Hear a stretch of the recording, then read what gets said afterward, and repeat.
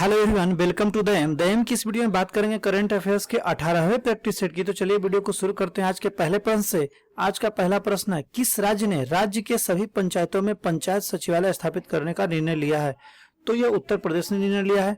उत्तर प्रदेश में हाल ही में एक पोर्टल लॉन्च किया गया जिसका नाम है माई गॉव मेरी सरकार। माई गॉव मेरी सरकार उत्तर प्रदेश में एक पोर्टल लॉन्च किया गया है और उत्तर प्रदेश के कुशीनगर में भारत का पहला ट्रांसजेंडर विश्वविद्यालय बनेगा। और उत्तर प्रदेश के गोरखपुर में हाल ही में एक चिड़ियाघर बनाया गया जिसका नाम है अशफाकुल्ला खान चिड़ियाघर। अगले प्रश्न की ओर बढ़ते हैं। भारत का पहला राज्य कौन बना जिसने ट्रांसजेंडरों को सभी सरकारी नौकरियों में आरक्षण देने की व्यवस्था की है? तो यह कर्नाटक ने की है और यह 1% आरक्षण मिलेगा। कर्नाटक का उडुपी हाल ही में चर्चा में था क्योंकि यहाँ पे भगवान बुद्ध की लघु मूर्ति खोजी गई थी। और कर्नाटक का बेंगलुरु भी चर्चा में था क्योंकि यहाँ पे भारत का पहला वातानुकूलित रेलवे टर्मिनल की स्थापना की जाएगी। वातानुकूलित रेलवे टर्मिनल की स्थापना कहाँ की जाएगी? बेंगलुरु में ही की जाएगी। और कर्नाटक भारत का पहला इंजीनियरिंग रिसर्च एंड डेवलपमेंट नीति को शुरू करने वाला भारत का पहला राज्य है। भारत का पहला राज्य जिसने इंजीनियरिंग रिसर्च एंड डेवलपमेंट नीति को शुरू किया है वह कर्नाटक है। अगले प्रश्न की ओर बढ़ते हैं। किस मंत्रालय ने भिक्षा पर आश्रित व्यक्तियों के लिए स्माइल योजना शुरू किया है? तो स्माइल योजना सामाजिक न्याय और अधिकारिता मंत्रालय ने शुरू किया है और इसके मंत्री हैं डॉक्टर वीरेंद्र कुमार। सामाजिक न्याय और अधिकारिता मंत्रालय इनके पास है और श्रम और रोजगार मंत्रालय भी इनके पास है। तो इनके मंत्री हैं भूपेंद्र यादव। अभी गृह मंत्रालय किनके पास है? अमित शाह। और अल्पसंख्यक मामले मंत्रालय अभी है मुख्तार अब्बास नकवी के पास। तो अल्पसंख्यक मामले मंत्री है मुख्तार अब्बास नकवी। सामाजिक न्याय और अधिकारिता मंत्रालय भी है डॉक्टर वीरेंद्र कुमार। गृह मंत्रालय अमित शाह। श्रम एवं रोजगार मंत्रालय भी भूपेंद्र यादव। अगले प्रश्न की ओर बढ़ते हैं। Dada Saheb Phalke international film festival awards 2021 के अंतर्गत सर्वश्रेष्ठ फिल्म का पुरस्कार किसे दिया गया? तो ये तान्हा जी को दिया गया। और पैरासाइट को भी हाल ही में एक पुरस्कार दिया गया है इसी दादा साहब फाल्के इंटरनेशनल के अंतर्गत और इस पुरस्कार का नाम है सर्वश्रेष्ठ अंतर्राष्ट्रीय फीचर फिल्म का पुरस्कार पैरासाइट को दिया गया। और बात करते हैं सर्वश्रेष्ठ अभिनेता का पुरस्कार किसको मिला? तो अक्षय कुमार को मिला, और सर्वश्रेष्ठ अभिनेत्री का पुरस्कार दीपिका पादुकोण को मिला। और सर्वश्रेष्ठ निर्देशक का पुरस्कार अनुराग बसु को मिला। सर्वश्रेष्ठ निर्देशक का पुरस्कार। अगले प्रश्न की ओर बढ़ते हैं। संयुक्त राष्ट्र ने वर्ष 2021 को किस वर्ष के रूप में मनाने का निर्णय लिया है? तो यह शांति और विश्वास का वर्ष भी मनाया जाएगा, फलों और सब्जियों का वर्ष भी मनाया जाएगा और बाल श्रम उन्मूलन का वर्ष। ये तीनों वर्ष संयुक्त राष्ट्र 2021 का जो वर्ष होगा उसमें ये तीनों वर्ष मनाया जाएगा और इसमें सतत विकास का वर्ष भी मनाया जाएगा। सतत विकास का वर्ष। यहां पर प्रश्न होना चाहिए था, नहीं लिया गया है। संयुक्त राष्ट्र ने वर्ष 2021 को किस वर्ष के रूप में मनाने का निर्णय नहीं लिया है? तब इसका उत्तर होगा मत्स्य पालन और जलीय पौधे के कृषि का वर्ष। तो इसे वर्ष 2022 में मत्स्य पालन और जलीय पौधे की कृषि के वर्ष के रूप में मनाएगा संयुक्त राष्ट्र, जबकि 2021 का वर्ष होगा शांति और विश्वास का वर्ष, फलों और सब्जियों का वर्ष, बाल श्रम उन्मूलन का वर्ष और सतत विकास का वर्ष। ये चारों होंगे वर्ष 2021 संयुक्त राष्ट्र के द्वारा यह घोषित किया गया। अगले प्रश्न की ओर बढ़ते हैं। प्रधानमंत्री नरेंद्र मोदी ने वर्चुअल तरीके से चौरी चौरा शताब्दी समारोह का उद्घाटन कब किया? तो ये 4 फरवरी 2021 को किया। और ये कब तक चलेगा? यह 4 फरवरी 2021 को ये शुरू किया गया और यह 4 फरवरी पूरे एक साल 4 फरवरी 2022 तक यह चलेगा। चौरा चौरी घटना के 100 बरस, चौरी चौरा घटना के 100 बरस पूरे होने के उपलक्ष्य में यह समारोह का आयोजन किया गया और यूपी सरकार के द्वारा, उत्तर प्रदेश सरकार के द्वारा इस वर्ष चौरी चौरा शताब्दी समारोह का आयोजन किया गया है। चौरी चौरा शताब्दी समारोह का आयोजन उत्तर प्रदेश के द्वारा किया गया है। अगले प्रश्न की ओर बढ़ते हैं। होम इन द वर्ल्ड के लेखक कौन है? तो होम इन द वर्ल्ड के लेखक अमर्त्य सेन है। विश्वनाथन आनंद की पुस्तक हाल ही में चर्चा में थी, जिनका नाम है, उस पुस्तक का नाम है माइंड मास्टर। विश्वनाथ आनंद की पुस्तक का नाम है माइंड मास्टर। अमित शाह की पुस्तक का नाम है कर्मोदय ग्रंथ। और सलमान रुश्दी की पुस्तक का नाम है लैंग्वेज ऑफ ट्रूथ। ऐसे 2003 से 2022। लैंग्वेज ऑफ ट्रूथ ऐसे 2003 से 2022 ये सलमान रुश्दी की पुस्तक का नाम है। अमित शाह की पुस्तक का नाम है कर्मोदय ग्रंथ। विश्वनाथ आनंद की पुस्तक का नाम है mind master. Home in the world के लेखक है अमर्त्य सेन। अगले प्रश्न की ओर बढ़ते हैं। हाल ही में प्रधानमंत्री के आह्वान पर टीका महोत्सव कब मनाया गया? तो हाल ही में टीका महोत्सव 11 से 14 अप्रैल 2021 को मनाया गया।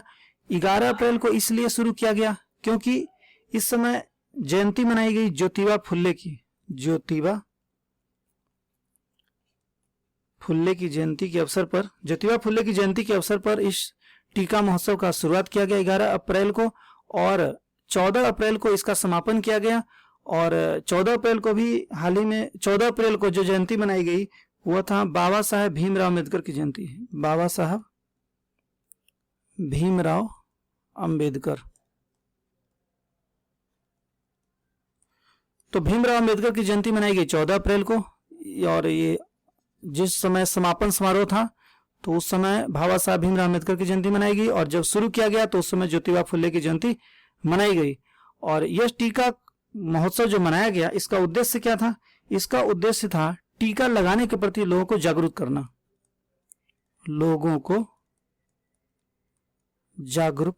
करना। अगले प्रश्न की ओर बढ़ते हैं। नजीब मिकाती किस देश के प्रधानमंत्री बने हैं? तो नजीब मिकाती लेबनान के प्रधानमंत्री बने हैं। नाइजर के हाल ही में राष्ट्रपति चुने गए हैं जिसका नाम है मोहम्मद बजूम हाल ही में नाइजर के राष्ट्रपति चुने गए हैं। नेपाल के प्रधानमंत्री हाल ही में वहां के सुप्रीम कोर्ट के आदेश पे बनाए गए हैं शेर बहादुर देउबा। नेपाल के प्रधानमंत्री जो बनाए गए हैं सुप्रीम कोर्ट के आदेश से, नेपाल के सुप्रीम कोर्ट के आदेश से, वो हैं शेर बहादुर देउबा। इजराइल के राष्ट्रपति हाल ही में बने हैं, इनका नाम है इसाक हरजोग इजराइल के राष्ट्रपति हैं। नेपाल के शेर बहादुर देउबा प्रधानमंत्री हैं। नाइजर के राष्ट्रपति मोहम्मद बजूम और नजीब मिकाती प्रधानमंत्री बने हैं लेबनान के। अगले प्रश्न की ओर बढ़ते हैं। किस देश ने संघाई सहयोग संगठन के रक्षा मंत्रियों की बैठक की मेजबानी की? तो यह तजाकिस्तान ने की है। इसकी राजधानी दुसानबे इसकी राजधानी है।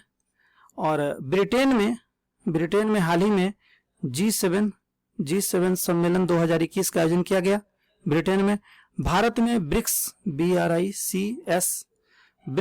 2021 का सम्मेलन होने वाला है और यह 13वां शिखर सम्मेलन है जो भारत में होगा। अगले प्रश्न की ओर बढ़ते हैं।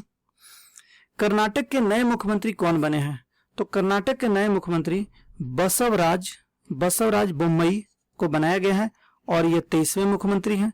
हेमंत बिस्व शर्मा असम के मुख्यमंत्री बने हैं और ये 15वें मुख्यमंत्री वहां चुने गए हैं। पुष्कर सिंह धामी उत्तराखंड के मुख्यमंत्री बने हैं और 11वें मुख्यमंत्री वहां चुने गए हैं। और पिनराई विजयन केरल के मुख्यमंत्री बने हैं जो लगातार दूसरी बार केरल के मुख्यमंत्री बने हैं और केरल में लगातार दूसरी बार मुख्यमंत्री बनने वाले केरल के पहले मुख्यमंत्री हैं। अगले प्रश्न की ओर बढ़ते हैं। हाल ही में विश्व हेपेटाइटिस दिवस कब मनाया गया? तो विश्व हेपेटाइटिस दिवस 28 जुलाई को मनाया गया और इस वर्ष हेपेटाइटिस दिवस का जो थीम था वो था आपको hepatitis can't wait. Hepatitis can't wait इसका हेपेटाइटिस दिवस का थीम था। 28 जुलाई को मनाया गया। 17 अप्रैल को मनाया जाता है विश्व हीमोफीलिया दिवस। विश्व हीमोफीलिया दिवस। 16 मार्च को मनाया जाता है राष्ट्रीय टीकाकरण दिवस। राष्ट्रीय टीकाकरण दिवस मनाया जाता है 16 मार्च को। और 3 मार्च को मनाया जाता है मैंने कल ही वीडियो में बताया था, विश्व वन्य जीव दिवस। और इस दिन श्रवण दिवस भी मनाया जाता है, श्रवण दिवस। अगले प्रश्न की ओर बढ़ते हैं। केंद्रीय मंत्री पीयूष गोयल के अनुसार किस वर्ष तक देश का रेल नेटवर्क पूरी तरह से विद्युतीकृत हो जाएगा? तो 2023 तक पूरी तरह से रेल नेटवर्क विद्युतीकृत हो जाएगा केंद्रीय मंत्री पीयूष गोयल के अनुसार। और रेलवे के बारे में बताते हैं तो भारत का सबसे लंबा मालगाड़ी हाल ही में चलाएगा जिसका नाम है वासुकी, और इसकी कुल लंबाई थी 3.5 किलोमीटर और यह छत्तीसगढ़ में चली। छत्तीसगढ़ में भिलाई से कोरबा के बीच चलाई गई। भिलाई से कोरबा के बीच यह मालगाड़ी चलाई गई। और जिस रेलवे के द्वारा यह मालगाड़ी चलाई गई उसका नाम है दक्षिण पूर्व मध्य रेलवे, जिसका हेडक्वार्टर कहाँ है? हेडक्वार्टर बिलासपुर में है। दक्षिण पूर्व मध्य रेलवे के द्वारा यह मालगाड़ी चलाई गई, वासुकी मालगाड़ी। अगले प्रश्न की ओर बढ़ते हैं। तस्नुवा आनंद शिशिर किस देश की पहली ट्रांसजेंडर न्यूज एंकर बनी? तो तस्नुवा आनंद शिशिर बांग्लादेश की न्यूज एंकर बनी है। बांग्लादेश हाल ही में चर्चा में यह इसलिए भी था क्योंकि हाल ही में एक रिपोर्ट का प्रकाशन हुआ जिसका नाम है विश्व वायु गुणवत्ता रिपोर्ट 2020। विश्व वायु गुणवत्ता रिपोर्ट 2020 का प्रकाशन हाल ही में किया गया। इसके अनुसार विश्व का सबसे प्रदूषित देश बांग्लादेश को ही बताया गया। विश्व का सबसे प्रदूषित देश बांग्लादेश को ही बताया गया और प्रदूषित देशों में भारत का स्थान इसमें तीसरा था। सर्वाधिक प्रदूषित देशों में भारत का स्थान तीसरा था। और इसके अनुसार सबसे कम प्रदूषित देश कौन था? सबसे कम प्रदूषित देश प्यूर्टोरिको था। प्यूर्टोरिको सबसे कम प्रदूषित देश था। बांग्लादेश के एक पूर्व प्रधानमंत्री का हाल ही में निधन हो गया जिसका नाम है मौदूद अहमद। पूर्व प्रधानमंत्री का हाल ही में निधन हो गया। और बांग्लादेश के राष्ट्रपति हैं अब्दुल हमीद, यहाँ के राष्ट्रपति हैं। और यहाँ के प्रधानमंत्री हैं शेख हसीना है क्या प्रधानमंत्री। अगले प्रश्न की ओर बढ़ते हैं। अंतर्राष्ट्रीय क्रिकेट में एक ओवर में 6 छक्के लगाने वाले तीसरे बल्लेबाज कौन बने? तीसरे बल्लेबाज हाल ही में बने हैं किरण पोलार्ड। यह वेस्ट इंडीज के खिलाड़ी हैं। किरण पोलार्ड बने हैं। और हर्षल गिब्स ये तीसरे बल्लेबाज है और ये दूसरे बल्लेबाज है जिन्होंने एक ओवर में 6 छक्के लगाए थे। और ये दक्षिण अफ्रीका के खिलाड़ी हैं हर्षल गिब्स। और पहले खिलाड़ी जिन्होंने एक ओवर में 6 छक्के लगाए वे हैं युवराज सिंह जो भारत के खिलाड़ी हैं। और किरण पोलार्ड जो है वेस्ट इंडीज क्रिकेट टीम के कप्तान हैं। किरण पोलार्ड ने T20 में यह कारनामा किया है और युवराज सिंह ने भी T20 में एक ओवर में 6 छक्के लगाए हैं। तो यदि प्रश्न आता है कि T20 में दूसरे खिलाड़ी जिन्होंने हाल ही में एक ओवर में 6 छक्के लगाए तो किरण पोलार्ड होगा। लेकिन क्योंकि हर्षल गिब्स ने जो ये एक ओवर में 6 छक्के लगाए थे ये 50 ओवर वाले मैच में इन्होंने लगाया था, जबकि किरण पोलार्ड ने T20 में और युवराज सिंह ने T20 में। तो पहले व्यक्ति जिन्होंने अंतर्राष्ट्रीय क्रिकेट में 6 छक्के लगाए वो थे युवराज सिंह। और अभी जो लगाए अंतर्राष्ट्रीय क्रिकेट में वो तीसरे व्यक्ति हैं जिनका नाम है किरण पोलार्ड। अगले प्रश्न की ओर बढ़ते हैं। इस प्रश्न का उत्तर मैंने कल आप लोगों से पूछा था। केंद्रीय प्रत्यक्ष कर बोर्ड के चेयरमैन कौन है? तो केंद्रीय प्रत्यक्ष कर बोर्ड के चेयरमैन प्रमोद चंद्र मोदी है। आज के प्रश्न है भारत का पहला ट्रांसजेंडर विश्वविद्यालय कहां स्थापित किया जाएगा? तो इस प्रश्न का उत्तर आप नीचे कमेंट बॉक्स में देंगे। मैं आपके प्रश्न के उत्तर का इंतजार करूंगा। तो ये था मेरा 18वां प्रैक्टिस है। यदि मेरा वीडियो आपको अच्छा लगे तो मेरे चैनल को please like share and subscribe करना ना भूलें ताकि मेरे वीडियो से रिलेटेड सारा अपडेट्स आपको